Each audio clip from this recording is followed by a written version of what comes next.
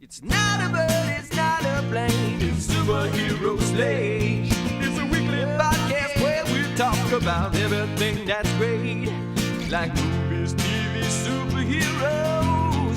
It's Superhero Slate. Oh, yeah. Hello, everyone, and welcome to Superhero Slate, the show where we run down the latest superhero entertainment news. We love TV, movies, superheroes, and other stuff, so let's talk it all out. My name is Chris. And my name is Mike. And this week, Superman tickets are on sale. You can get your Superman tickets. That is going to be here before we know it. I realized this when I was buying tickets. I'm like, oh, damn, we are like 2 weeks away, maybe 3 at most.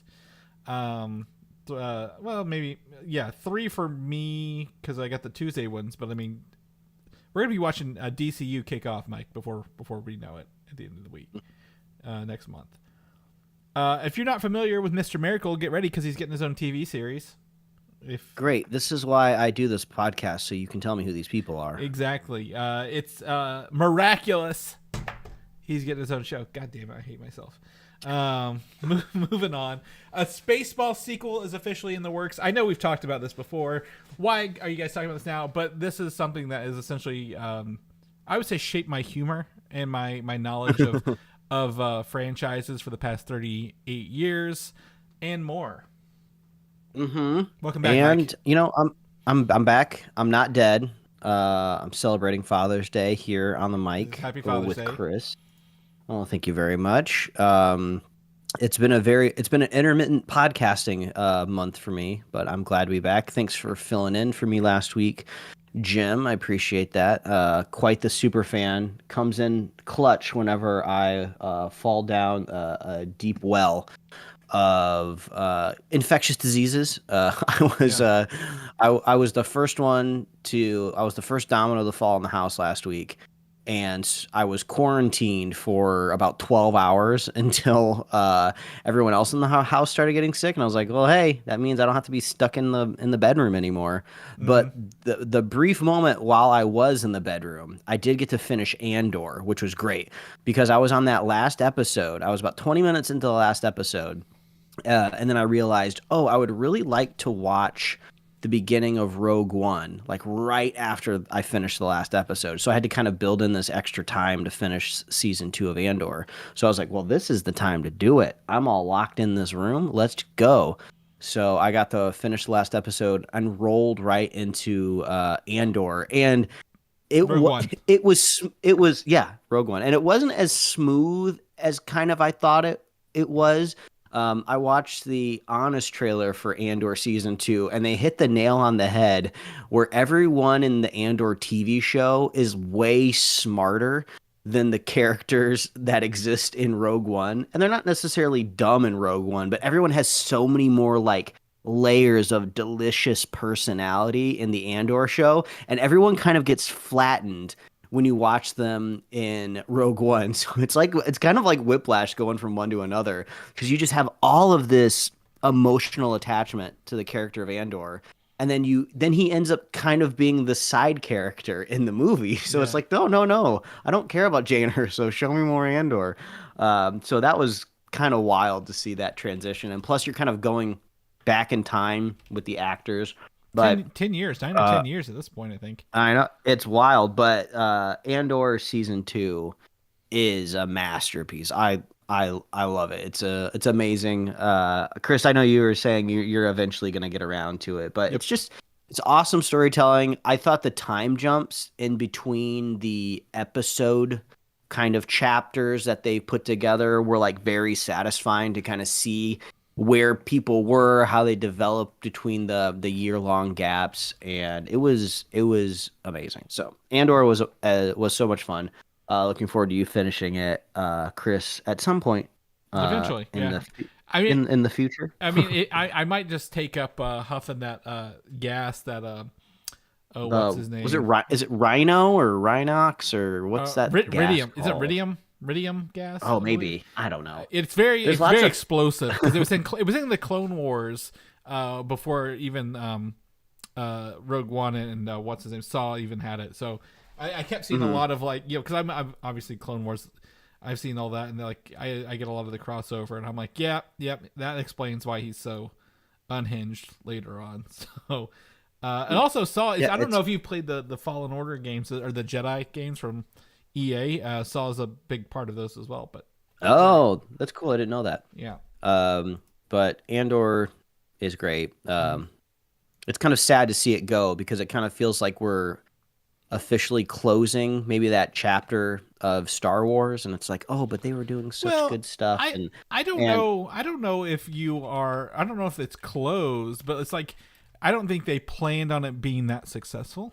Right at the end of the day, yeah, and it takes time to spin things up like that. So I don't think it's done, but I think we might be in a pause before we get something else similar. Yeah, and I'm really curious what Tony Gilroy's future looks like, because he's been going on like his victory lap press tour with Andor season 2, and he's totally unfiltered. He acts as if he doesn't care if he ever works in Hollywood ever again. He'll throw anyone under the bus when he's just talking about how he made this show, and it's great. I love him for it. But also at the same time, it's just like he made the best Star Wars thing in a really, really, really long time. So if you were Disney, I would think, let's keep him around doing more Star Wars stuff, but I don't get the feeling from Gilroy that he wants to stick around. But maybe there could be like a trade on the table. Like, hey, if you kind of launch a new Star Wars franchise with us, we'll give you like a blank check to make whatever thing you've ever wanted to make in your career or something like that. But I don't know. We'll see how that goes. I don't know if you saw Andor. Well, I don't know if you saw the interview. Like even like the Star Wars execs were like, for Disney Plus, and like streaming is essentially dead. Television is dead for Star Wars because like there's no money to be made in it, right? Like we've talked about this. Like we've talked about this for years. The streaming bubble burst. They found out subscriber numbers can only go so high, and there's only so much returns, right? For everything that has to share it. And I think someone told him early on, like not Kathleen Kennedy, no a major player, but someone like a producer on the show was after season 1. They were like, yeah, streaming is essentially dead for Star Wars, and that's probably like salted them a little bit, right? Like, yeah, okay, I guess. And with the right, things change obviously. Look at Marvel and what Iger's done to kind of come in and say, hey, let's fix this stuff. Doesn't mean it's off the table, but I would say he's a little jaded to your point, right, about that stuff.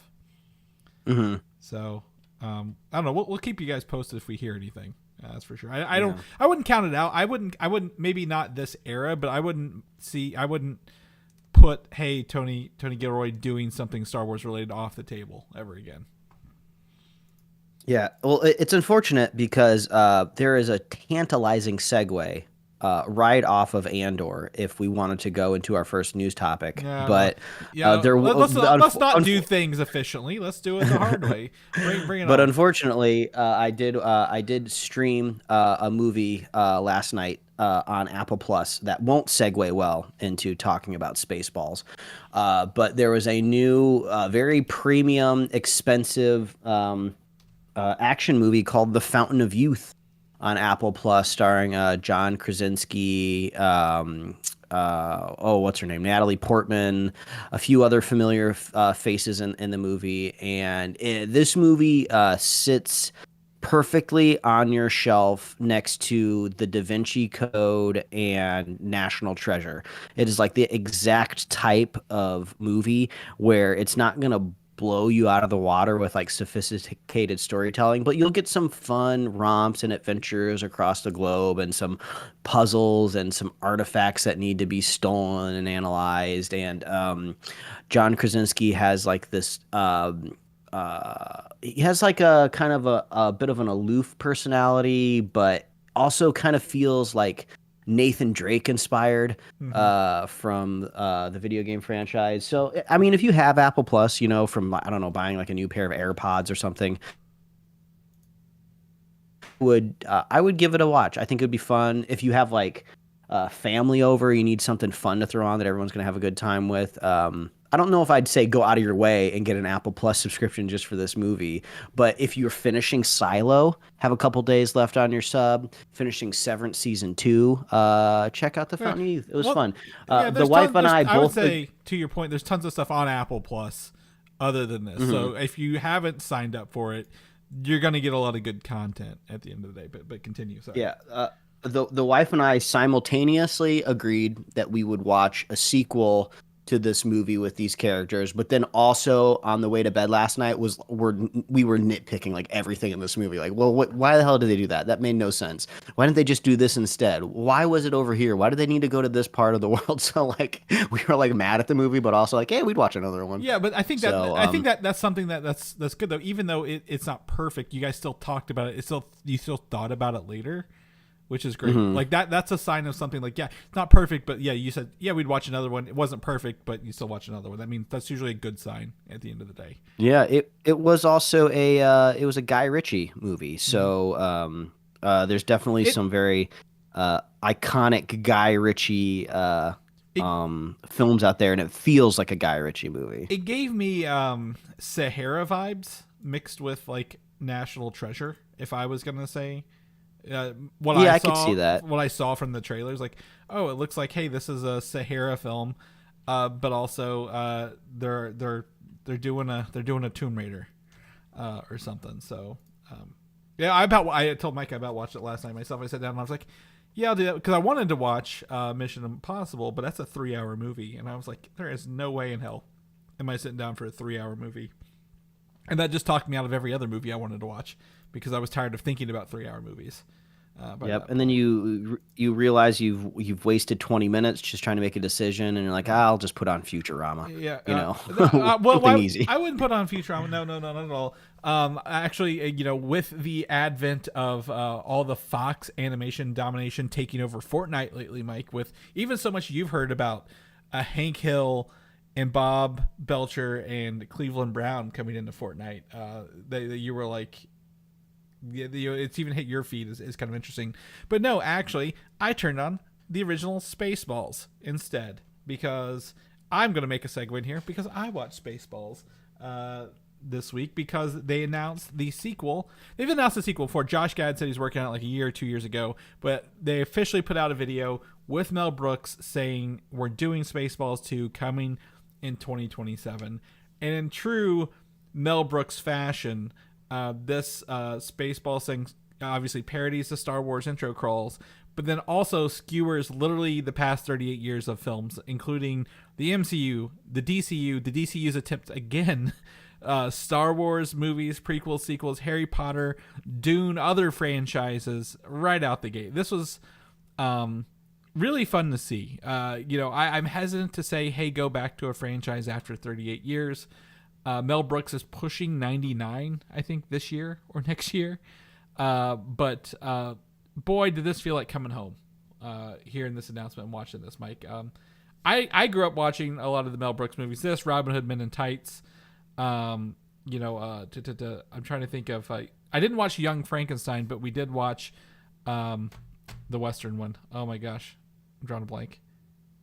Blazing Saddles. Blazing Saddles, there it is. So I don't know if you grew up in the same kind of humorous watching these movies or not, but this felt good to me, because I enjoy Spaceballs movies. They're funny, and it was cheap humor at the time.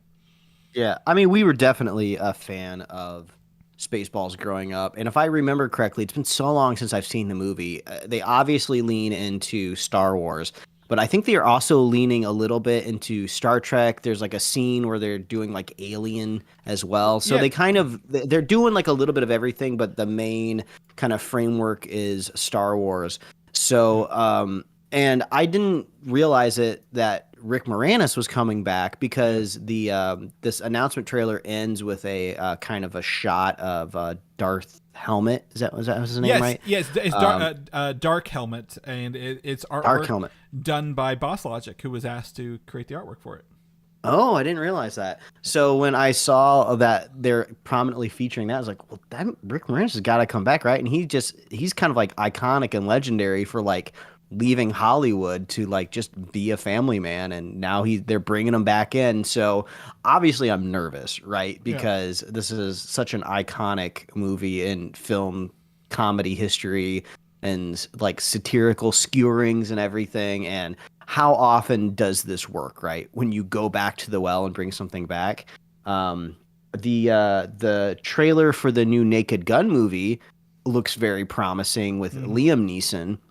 So maybe, I don't know, maybe these type of revivals can work. Maybe studios have kind of figured out the code, the crack. Well, So we talk about movies ebbing and flowing. Right? Everything's hinged on tent poles and blockbusters. We've kind of gone. We've kind of forsaken the cheaper comedies, right? The parodies, scary movies coming back as well. Spaceballs, like you mentioned, the Naked Gun. Like it feels like there's a swing the other direction for cheap comedies that are needed to kind of rake in some money for these studios or be successful. But again, 38 years of movie franchises to skewer in the meantime, not just Star Wars. That is exciting to see how they kind of do this. I wouldn't count Mel Brooks out. He's, what was it? History of the World Part 2 came out on Hulu a couple years ago as well. And for those who don't know, there was a Spaceballs animated series that came out in 2008, 2009, I believe, maybe on FX, one of those channels, that he actually directed the writing for as well, with a lot of the original actors returning to voice their characters. And that brings me to the next point. Mel Brooks, Bill Pullman, and Rick Moranis are going to reprise their roles from the original ones as Yoghurt, Lonestar, and Dark Helmet, as you mentioned. And that'll be exciting. Exactly. And one of the writers, there's like 4 writers on this. Josh Gad will be one of the main actors in this. I assume he's going to probably play like the son of Barf, the late John Candy. He seems like someone who would fit into that. Keke Palmer was announced as one of the actresses. I think she would be a good shoe-in for, oh my gosh, the lady who voiced the robot. She was the comedian. I gotta look this up because I'm having one of those days. Let's see here. Joan Rivers. She could be a good Joan Rivers shoe-in with her comedy take. And then obviously Lewis Pullman, the Century himself, joining the cast, son of Bill Pullman. Wouldn't be surprised if he's maybe like a long lost son of Bill Pullman's character, Lonestar, as well, because they look so much alike. So that could be fun, and then maybe Lewis Pullman's character is trying. Figuring out what side of the Schwartz he wants to be. I mean, especially as well as the latest 3 Star Wars movies have been received, Mike. They definitely wouldn't roast those in any way, shape, or form. Oh, absolutely. No, but you mentioned that you were nervous about this.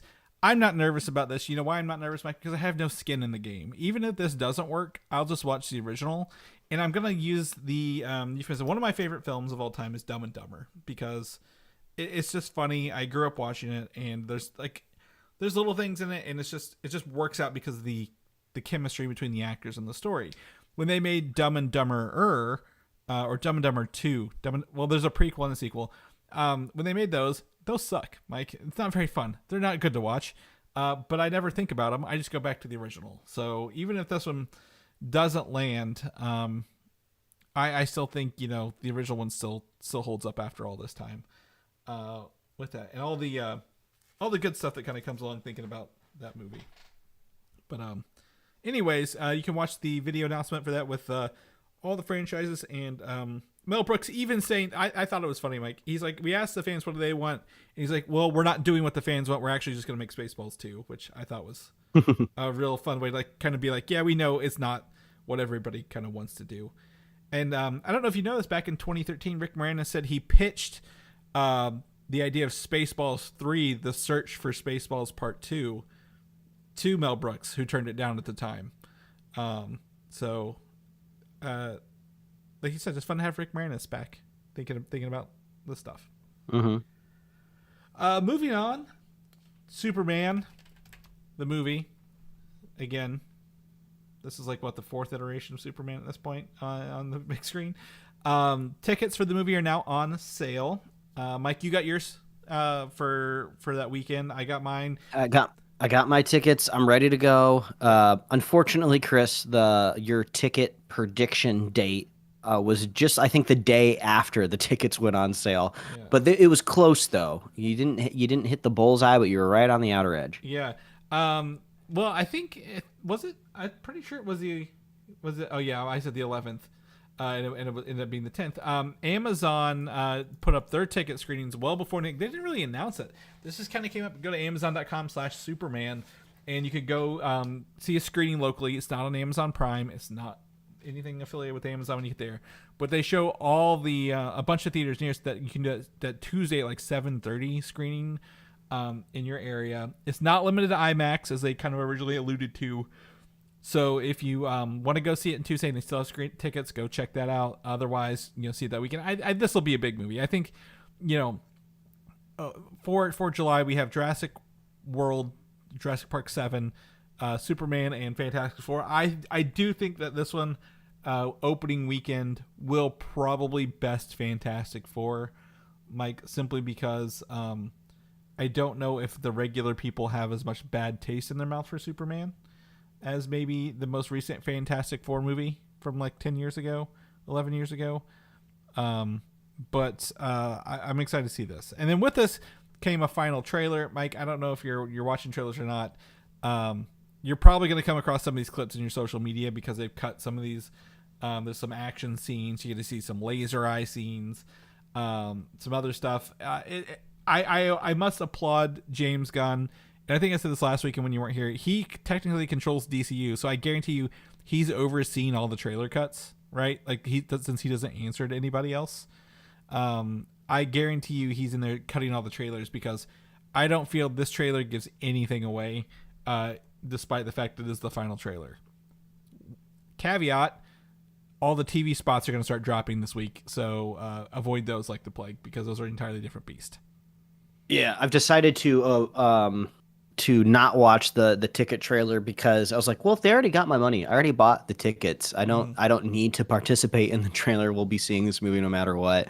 But I have a feeling that this is going to be big because you can never just discount the recognizability of a character like Superman. Sometimes I feel like we get really in the weeds about like, oh, how excited we are about the, seeing the Fantastic Four again on screen. Oh, we finally got to see the Sentry come to life on the big screen. And then it's just like, oh yeah, this is just Superman. Like, it doesn't matter who's directing it. It doesn't matter if it's interconnected to a larger world. People are just like, Superman, I know that guy. It's been a while since I've seen a Superman movie. Here, take my $15, for a movie ticket. Let's go. So, I think it'll be a successful weekend. Absolutely. There is one scene I'm going to tell you, Mike, because it is. I don't know if it'll make the final movie, and I'm actually surprised it was in a trailer. And I just want to get your take on it. The Green Lantern, you know how we saw in the last trailer, he like uses his hand to like knock stuff aside. With that, he actually does a middle finger in one of the trailer, and I'm like, can they do that on trailers these days? I don't want to sound prude because it doesn't offend me, but I'm like, boy, that's kind of pushing the envelope of what you put out for a trailer without having a red bandit, right? Like, I don't know. It was just weird to see that. I was like, huh. I guess they don't really care. Maybe is that their one? Is that every PG-13 movie gets one fuck, and is that the one they're using for this? Yeah, maybe. Movie? They're giving something to Nathan Fillion to do over there. They're like, you wear the bowl cut, but you got to say the F word. He's like, all right, I'll do it. Take one for the team. James Gunn is also out. I don't know if he's out anywhere or if he's just doing social media stuff, but he did confirm that this will have post-credit scenes. So stay after for both movies. Only movie currently in production right now that we know of is Supergirl, Woman of Tomorrow. My guess is that this one of the post-credit scenes ties to that, and one probably sets up Superman 2. Mike, is that probably fair enough to guesstimate that? I mean, this is definitely going to be one of those movie experiences where we start to get into the third act, and I go, oh, there's post-credit scenes coming up. Oh, I'm getting excited because I just want to see what they're hinting at. They could take the strategy of maybe teasing a larger enemy, kind of like how the Avengers teased like Thanos. Brainiac we could have would be something awesome. like that. Like, I would love to see. I don't want to see Darkseid. I want to see Brainiac. Like, I don't know if you ever played the Injustice video games, but Injustice 2, Brainiac was the villain, and I would love to see them actually use as a Superman villain other than Zod or, I guess threaten us with Darkseid. But anyway, sorry, that kind of got me hyped there for a little bit.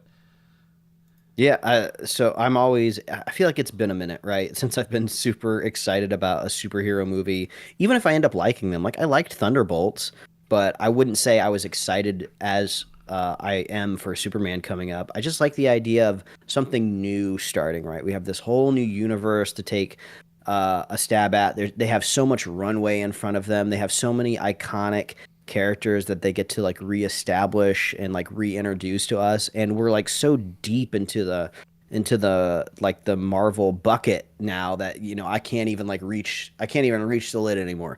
So I'm not saying you can't get good content or out of that, but it's just two totally different formulas. So I'm excited to try something new. Mm-hmm. Well, I think that kind of brings me to our next point. Is while I am excited for this, they need to speed up their DCU output. Not necessarily, it doesn't need to be connected, but Creature Commandos, Superman, and Peacemaker, all three James Gunn written properties in 1 year. It's fine. He's in charge of it. He can hire and fire himself all day long. But we need more things from DCU. They promised us Gods and Monsters. The only other movie I know they're working on is Clayface, right? That we know is officially announced, Clayface. And that wasn't even in that initial announcement. I don't know if we'll ever get some of those things ever again. But one of the things they did not announce that they said they're working on is a Wonder Woman for the DCU. And James Gunn confirms this week that Wonder Woman is in the process being written in DCU. He did not say who the writer was. Do you think he's writing Wonder Woman as well? Like, do you think? Like, I'm serious. I mean, like, I'm not. I don't want to sound facetious. I was being mean earlier about him hiring and firing himself. But do you think this is like his next thing is writing Wonder Woman? I can't imagine there's going to be a single DC movie that James Gunn doesn't write something for, right? Whether he does a treatment, whether he's doing punch up or something. I just feel like he's the type of person that just can't take his hands off of something. Well, I'm not going to include anything other than main writing credit because he did not do that. As far as we know, Supergirl, he did not do that with. It is written by Anna Nogueira and Tom King. So do you think, though, he would be the person who writes Wonder Woman as his next project after Superman? I mean, I don't think it's sustainable, in my opinion, for him to just keep writing these movies. He's got to run a whole studio, right? Even if I think he's like super talented and has the ability to turn out pages, he's got to let go of the reins. Like if Peter Safran is going to be moving over to another slice of Warner Brothers, right? He's going to be down a man over there. He's going to have more to oversee, more responsibilities. So in my opinion, I would like to see him not write the Wonder Woman movie. I think also it's Wonder Woman. I feel like we've kind of set the precedent now that get a female writer, get a female director. That seems to be maybe the best way to accomplish that character. Mm-hmm. But I was looking up kind of like a short list to see kind of what's everyone thinking, right, for the casting of this character. Because I think it's safe to say Gal Gadot is not coming back. It would be a weird decision, it'd be like she's already had a couple. She's had 2 movies and 1,000 cameos as Wonder Woman. Peacemaker. I mean, they kind of keep bringing him back with him. Yeah, that's true. But I know it's a little different. But maybe Jennifer Holland, James Gunn's wife, will be cast as the role. Well, I saw 2 ideas that kind of captivated me and they both have projects out in the world right now. Ana de Armas from The Ballerina. I saw her up there at the top of a fan list, and that feels good to me. Seasoned action star. Feels like she could take anything they throw at her on set. I feel like it kind of fits I feel like she would fit well in Themyscira. Like, if I dropped her on that island, I feel like it works. And then also I saw at the top of a list, I didn't know her name because I only know her from Andor as Bix, but it's Adria Arjona. Yeah. I'm sure I'm pronouncing her last name wrong, but she was, side by side with Cassie and Andor in those first 2 seasons. And she's great. She was a powerhouse. She was definitely throwing some punches. So I would be happy to see any of them get promoted to Wonder Woman. The third one I saw was Melissa Barrera. She started the new Scream movies. Is that? I would say the only thing against Ana de Armas is, and they kind of lean into this a little bit in the John Wick movie, is she's not a very big person. Like, she's not very, Wonder Woman's like a taller, like, I think she's like 6'2", or no, 6'6" in the comic books. Okay. I could maybe see that being detrimental. It's not necessarily anything against her acting skills or abilities, but I think they would probably choose someone just a little taller. With that. So I nothing against that. And then obviously they're going with someone like, who looks like they could be based out of Greece, right? Olive tone skin kind of thing to fit the role. So for me, I don't care who it is. The last bad actor I think cast in DC was Jared Leto. And not necessarily because it's Jared Leto, it doesn't help, but the role they gave him was just not the Joker, if you will. But like, I think they'll cast a good actress. I just hopefully they do a good story, because they know one of the projects announced for Gods and Monsters was that TV show Paradise Lost, right? That on Themyscira. No word on that happening either. I just wish they would get something in works, Mike. Like, even if it's like 90%, not 100%. Like, hey, let's get this spun up a little bit, because we're going into Superman. Guess what? Superman's been around, I think he said 3 years by the time the movie starts. So we're in a lived universe. We don't need a lot of origin stories, right? You could probably work on a lot of these movies and projects and characters and get them up and going pretty quick. I'll throw one more actress into the mix, because I just watched her last night in The Fountain of Youth. Eliza Gonzalez. She's in everything all of the time, and she's always punching something. So I'll throw her into the mix. Was she too. in oh my gosh, that Vin Diesel movie Bloodshot? I think was she the one with the vents in her neck, like the character that had like that power? Yeah, she was in Bloodshot, Godzilla versus Kong. You mentioned Fountain of Youth. She's got a couple other movies coming up. Three Body Problem. She's yeah. Oh yeah, she's great in that. She's always popping up in everything. So I would take her promotion to Wonder Woman as well. Alita Battle Angel, Hobbs and Shaw, Baby Driver. I mean, I mean, there's some stuff in here that's not necessarily I know about, but none of this stuff is like, oh, I'm cringing from her. So that couldn't be too bad either. A lot of Hispanic people, actresses up for this role. Nothing wrong with that, obviously, actresses, but that's interesting. That almost all of them came across that way. Moving on to another new DC project announced with an image even. This is just throwing this whole announcement panel they had years ago out the door, Mike, is what I feel. And they should just come back and be like, hey, we learned some lessons. Here's what we're going with. But Mr. Miracle is getting an animated series from DC Studios. And I'm just going to read you the synopsis. We don't have a lot on this. But the series follows a character known as Scott Free. All right, I didn't make this pun, Mike. This is part of the character. Known worldwide as Mr. Miracle, the greatest escape artist who ever lived. With his wife, Big Barda, it's 2025, should we call her that? Scott seemed to have built the perfect life on Earth until everything began to unravel. As war erupts between the planets Apocalypse and New Genesis, Scott's adoptive father, Darkseid, has apparently obtained the anti-life equation, a devastating force capable of dominating the universe. With carnage escalating on both sides, Mr. Miracle becomes the last hope to end the conflict and restore peace, but the power of the anti-life equation might already be affecting Scott's mind, distorting his reality and threatening the happiness he shares with Barda.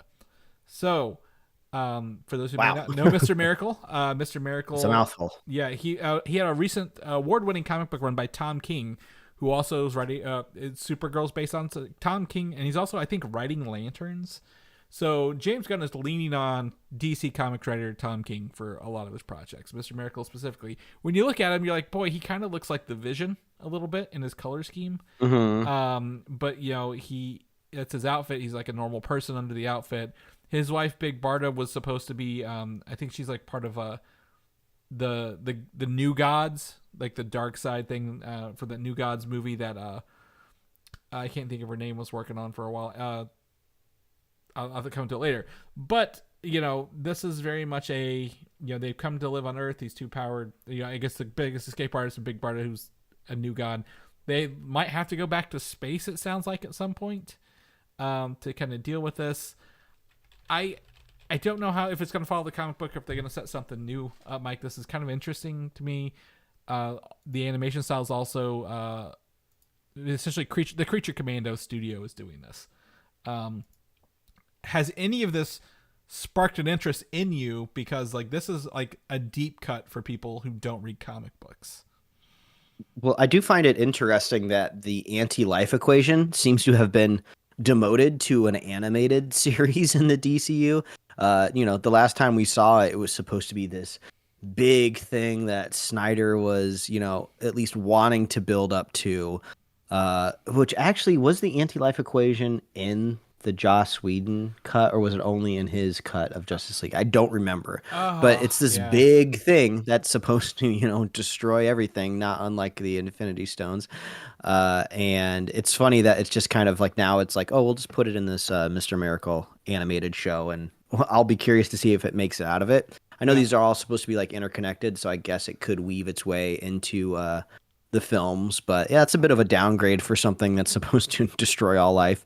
But I mean, I like Creature Commandos. I didn't have any ill will finishing it and wrapping that up. I enjoyed the art style.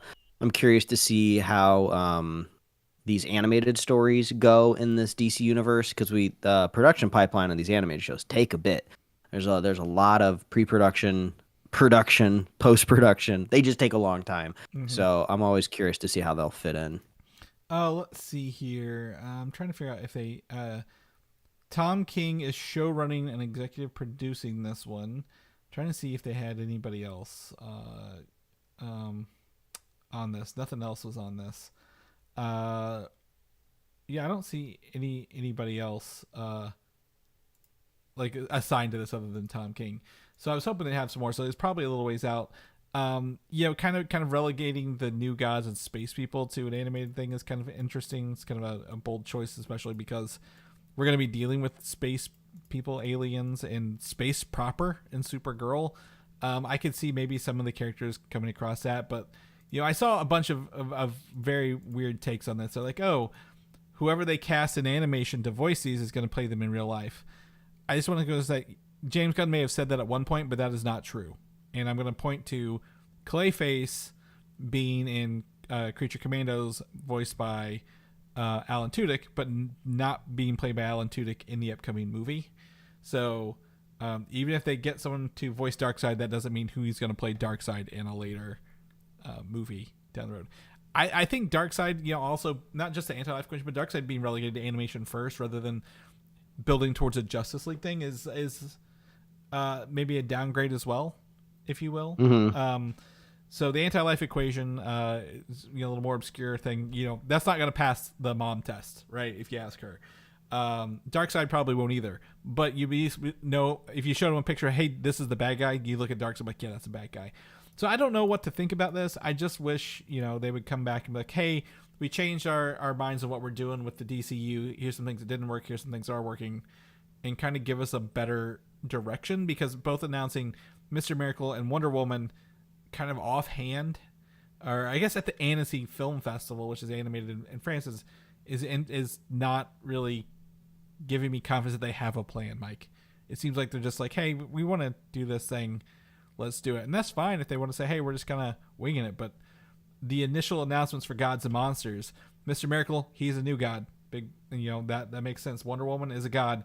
Kind of ties into that, but none of those other shows are like The Authority, Paradise Lost, Swamp Thing's kind of on the back burner as well. Where are those going to come from? So I just wish I had a little bit more insight into the bigger picture. And like you said, how does this play into that big picture, right? Is this going to set these characters up to bring them in later, or is it just going to be like, hey, they'll always be in animation because we don't have the ability to bring them into our movies in the interim?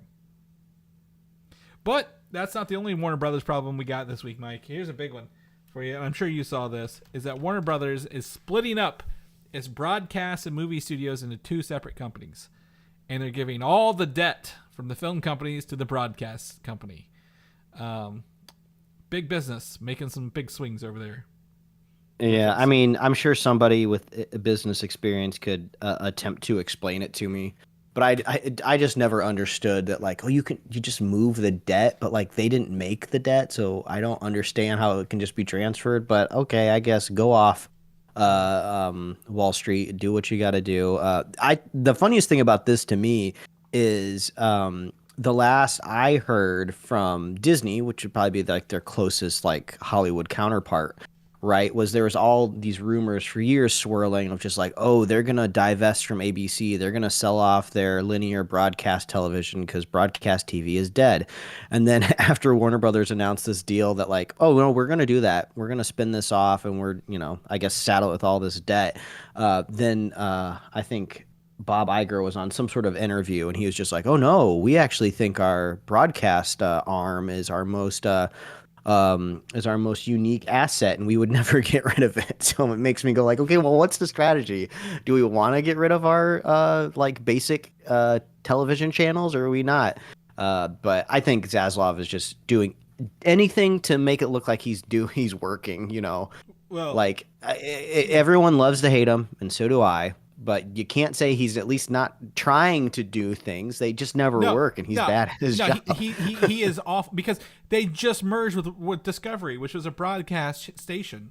They just changed the name from HBO to now or HBO to Max, and then literally, I'm pretty sure I saw, and I could confirm if this is true or not, but someone said this is the same guy who suggested them to merge this together is the one telling him to split it up, like as a business. So I'm like, are they even doing anything other than just shuffling things forward and backwards? Like, I'm sure financially, like we talked about, like we don't know. We're not in the big boardrooms here, but I'm sure there's some sort of financial benefit to sliding things around dollars, because obviously the movie studios take a lot to spin up and to spend, and they may not make all that money back. I don't know of any other Warner Brothers movies that have come out this year. I don't want to speak incorrectly on that. But like, television can sell ads and make up a bunch of stuff, so it's probably got a better way to recoup those losses. But well, I think I saw that one of the branches that's separating is Discovery Plus, which I just thought was really, really funny. Like, nobody wants that. Like, what is that going to do all on its own? Isn't all that content supposed to be on HBO Max anyway? So there's just some things that are being split off that I'm just curious. They were just merged. It's like this is just like a weird line item, and it's always depressing because every title or brand of something, there's like hundreds of people that work behind it that don't know what they're gonna do. Yeah, and then also, in a sign of good faith, it didn't really mean anything, but the majority of shareholders of Warner Brothers voted not to give Zaslav his pay and bonuses this year. You saw that a couple weeks ago. So obviously that's just like them saying, hey, we actually don't think you should pay him. Doesn't mean that it'll actually come to fruition of that much money, but like that is a faith that people are like, he sucks and we don't believe in his leadership. So I don't think that this is going to sway them back in the good graces direction. But do not be surprised. This is where I would tell people, if you're Mike, and this will affect you maybe a little bit. If you are a streaming only person and there are Warner Brothers things or things under the Warner Brothers umbrella, Cartoon Network, stuff like that, things that you enjoy, download them or buy them on physical disc as fast as you can, because they're going to start I've seen them already start cutting things on streaming as they move back. So if you enjoy things and it's on the chopping block, be prepared. Yeah, I wanted to not find that. I wanted to watch some Steven Universe the other day, and I was like, Steven Universe, Cartoon Network. All right, head on over to HBO Max, and I can see Adventure Time's there.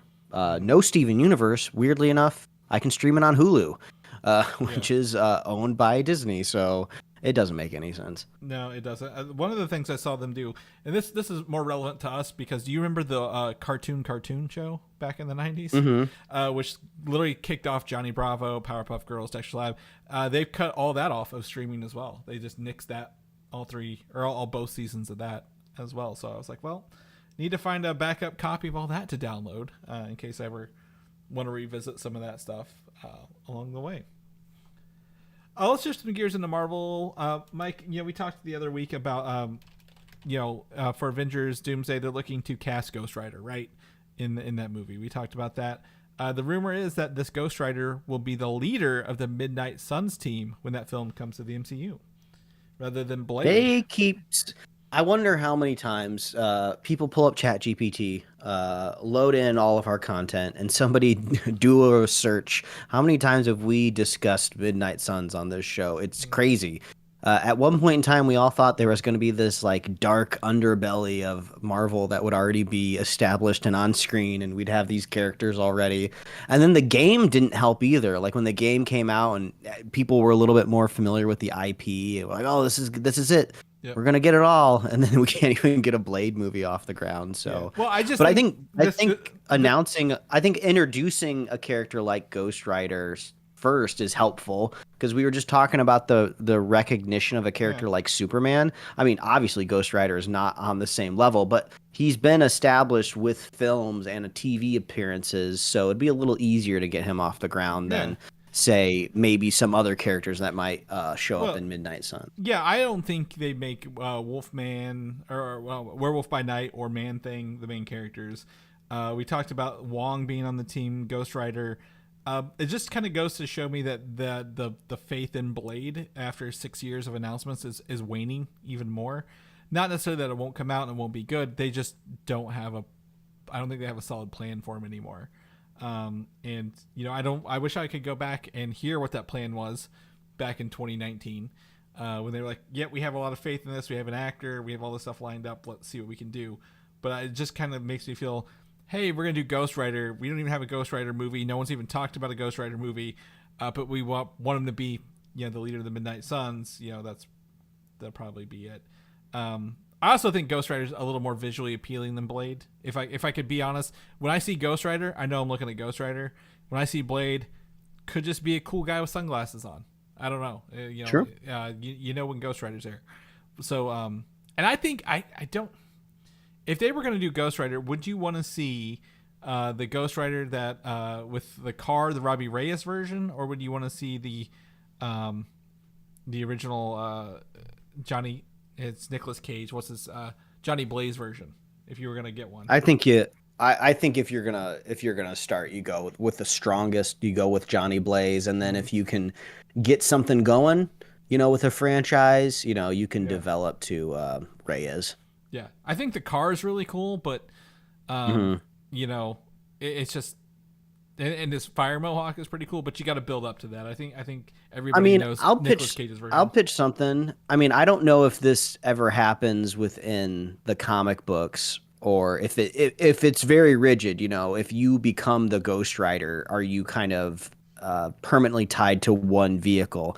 I think it'd be sweet if he could use his flames and magic and enchantment on any vehicle. I'm gonna time out. That would be badass.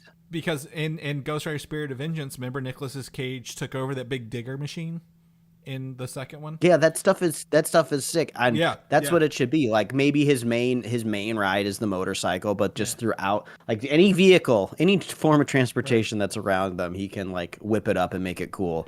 He can do anything but a Cybertruck. That's the rule. No one can make a Cybertruck cool. So that's... Well, because there's also that ancient. Not ancient, but there's the older. Well, there is Ghost Rider. It's on a horse, right? There's an ancient Ghost Rider who actually rides a woolly mammoth in Avengers 1,000,000 BC, and then the awesome. horse. I gotta Google that. Yeah, and I believe there's a Ghost Rider 2099. So I'm gonna look that up real fast because I'm pretty sure his was something even different. So yeah, he can pick different things. He is on a woolly mammoth. This is cool. Yeah. Ghost Rider 2099 essentially is a Terminator looking dude. He's got a flame chainsaw instead. Well, the ancient Ghost Rider, his whip is a spinal cord. Yeah, right. Because there's no chains back then. This is cool. Yeah. This is what we need Ghost Rider to do. Yeah, I think there's a lot of fun to do. I think one of the missteps that Marvel had early on is, they kind of showed us some historical parts of Marvel, right? Like, oh, here's Odin and Bor, Odin's father. They flash back to historical things for these old characters. But how fucking cool would it be to see, Ghost Rider, he's not a new demon. Demons have been around for millions of years. So you get to see him do, stuff back, over through the history of the MCU, kind of going forward, he's been there. Same thing, maybe a younger Odin fought him back in, because Avengers 1,000,000 BC is, Odin is in there, a younger Odin. Ghost Rider, Phoenix, the Phoenix Force is part of that. An Iron Fist is part of that. So, It'd be really cool. I think Midnight Suns has a lot of opportunity. I'm excited for this to dive into the darker supernatural side. I don't know if I talked about it with you or somebody else, but like with the advent of Sinners being successful in theater, Mike, do you think Ryan Coogler would take on a Midnight Suns movie? Oh, or be part of that? Like maybe he's not directing it, but maybe he's like helping with it a little bit more. Or Blade. I mean, it seems like his career is on a rocket ship trajectory. So if that's something he wanted to do, I bet he could make it happen. Yeah, I think people are probably. I don't think he wants to be known as the vampire guy. Right? Was it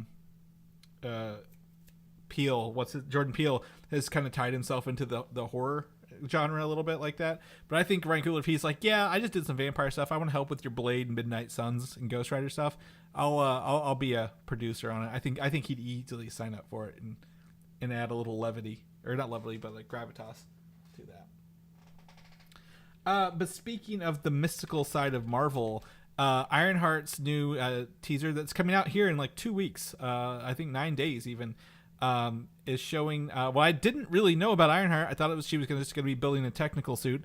Is that the Hood, or the Red Hood, who's played by Anthony Ramos, will be helping infuse her suit with magic that we've seen in like the Doctor Strange stuff, and that adds a level of intrigue I did not have a week ago about this show. I thought it was going to be her building just suits and parts and upgrading over time, not using magic in her Iron Man suits. Which I think it's kind of interesting.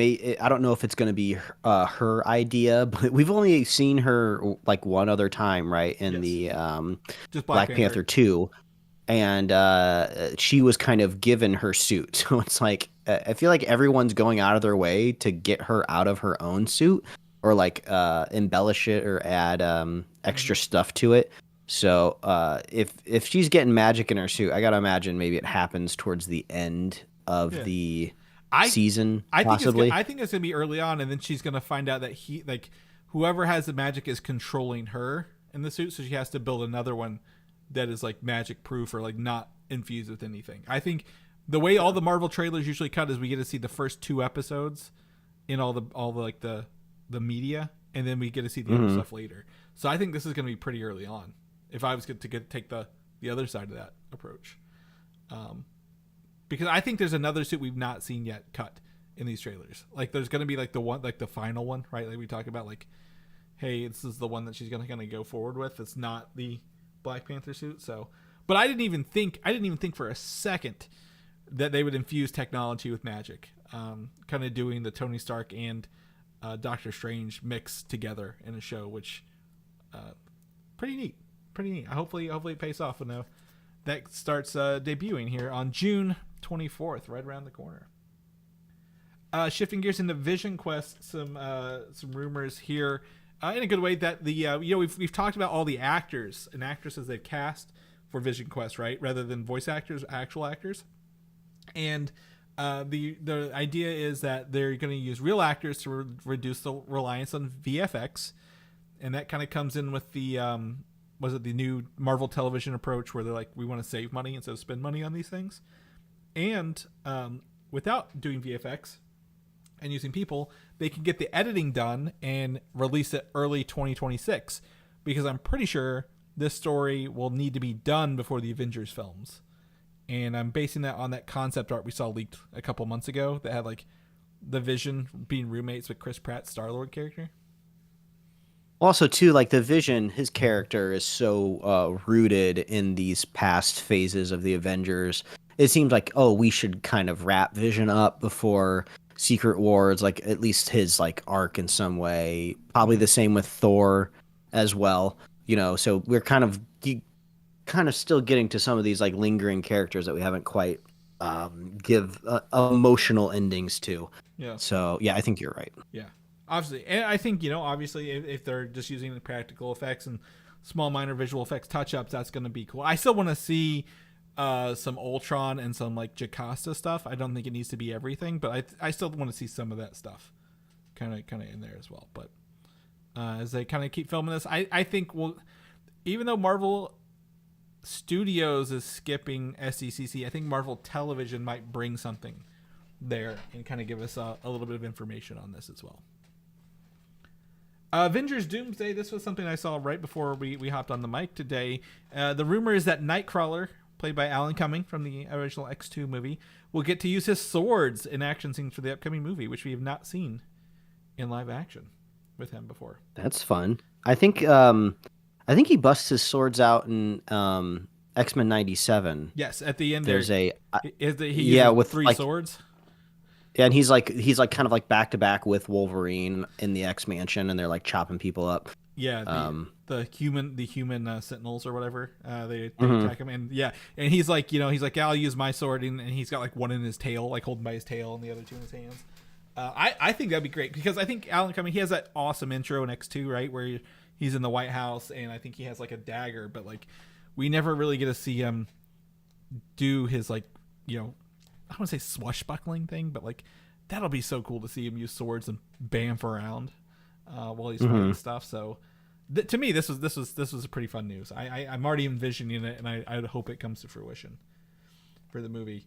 Also, on the fact of Doomsday, I know they've beefed up security based on like, what was it, one person on like TikTok like wandered into the entire set one day a month ago.